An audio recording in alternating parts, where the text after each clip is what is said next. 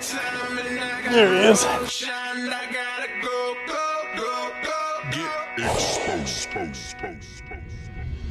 Get the boat, man, it's time to go. Grab your baits and fishing poles. Fill the tank and then hit the road. Till you're in that fishing hole. Made up my mind, I know. Weekend warrior, I'm a pro. Fishing professional. And when I'm fishing, man, my goal is to win. And that was a toad right there, dude.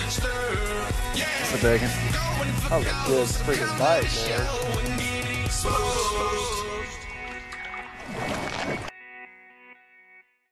Hi, I'm Elite Series angler Chad Morgenthaler, and today is day 2 of the official practice period for Table Rock Lake, our third event. So I've got some history on this lake. I fished it several times at this time of the year. Conditions are constantly changing right now because the water's warming up. The fish are in a pre-spawn pattern. We've got different conditions all over the lake. Dirty water up the rivers and in some of the creek arms. We've got clear water on the main body in the midsection of the lake. A lot of different techniques are catching them right now. Yesterday, I fished a lot in the main part of the lake, clear water, which is the areas of the lake that I know really well. I had the opportunity to have just moved down here, actually 6 months ago. That does not make me a local, but at the same time, it does give me certain privileges. You know, Brian Snowden's a really good friend of mine. He's lived here a long, long time, knows the lake really well. And Stacy King, and before the off-limits period, you know, I talked with Stacy and actually have spent some time on the water with him. And, you know, it's interesting all the different ways an angler will approach a particular lake and some different ways that Stacy fished versus me that I'm trying during practice period to see if I can get it to key in and work for me. Yesterday's practice went okay. I did not get a big bite. 4-pound largemouth was the biggest fish that I caught yesterday. I caught some 3-pound smallmouth. Caught a lot of Kentuckys. Caught one about 3.5 pounds. And I had about 16 pounds yesterday. That's really not what I'm looking for. I did notice later in the day the water temperatures of certain creeks and in areas of the lake were not only stained, but they were obviously 3 to 4 degrees warmer.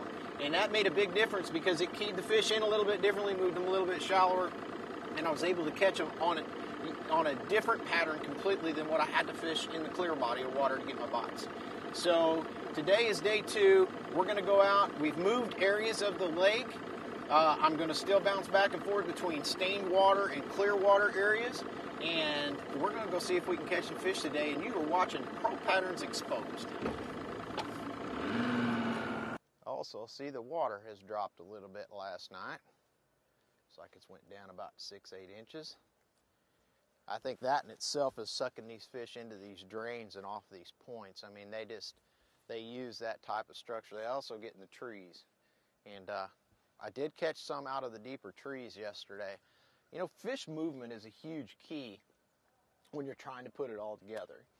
And what now these fish will use points, primary points, secondary points, drains. They use all the different structures, the trees. But it seems like when you can key in on the bigger bite, and what I think is going to happen is if the water level keeps fluctuating like it is, I really feel like that the drains and the trees that are out in front of the drains and just out in front of those points that those fish are going to move up onto to spawn and to use as their staging areas as they go on in for the spawn are going to be my biggest key. So that's what and why I'm looking at some of the things and how you'll see me fish them differently today. I don't like using the jerkbait over those deep trees because a lot of them, you can't see the trees. You fish blindly for them because you want to stay off of them so that you can cast, because in a lot of situations the water's so clear, so a long cast is imperative. And also fairly light line, which don't make for a great combination. But what I have done in the years past and what I did yesterday for a while, and it worked, is you know, I've cranked them with like a Rapala DT10 series and a couple of colors that I really like here on this body of water. So we're going to continue to do that. The problem is I'm throwing it on 10-pound line. Even though it's strong, I got to get it down there to that 10-12 foot range, and I got to feel it come over those trees, and usually they bite it right as it comes off the tops of those trees, and you get your feelings hurt a little bit because they'll get down in those trees and you can't get them out. And it's a dangerous deal, but it also pays high rewards.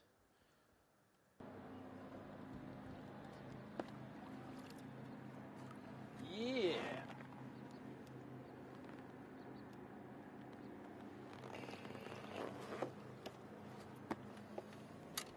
Gotta get my little wiggle wart back.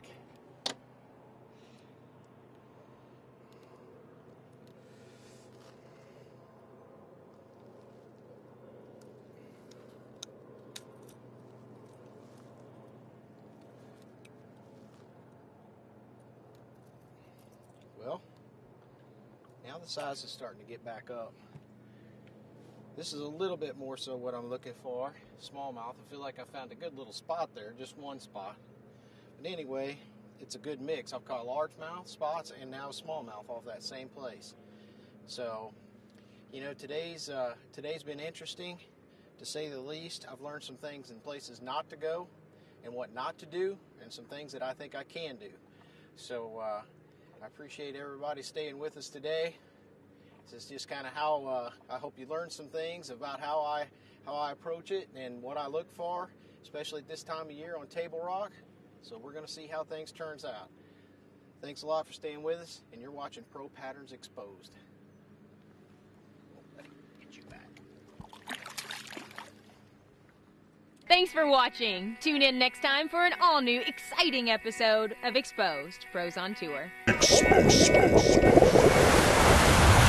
the boat, man, it's time to go. Grab your baits and fishing poles. Fill the tank and then hit the road. Till you're in that fishing hole. Made up my mind, I'm no weekend warrior. I'm a pro fishing professional. And when I'm fishing, man, my goal is to win. I won't stop until I'm in that circle with legends like Rick Clunner, Kevin Van Dam. I got that Skeet Reese. I got that carrot stick, man. If y'all see me on the lake, better make way and pray my motor quits, cause I won't know.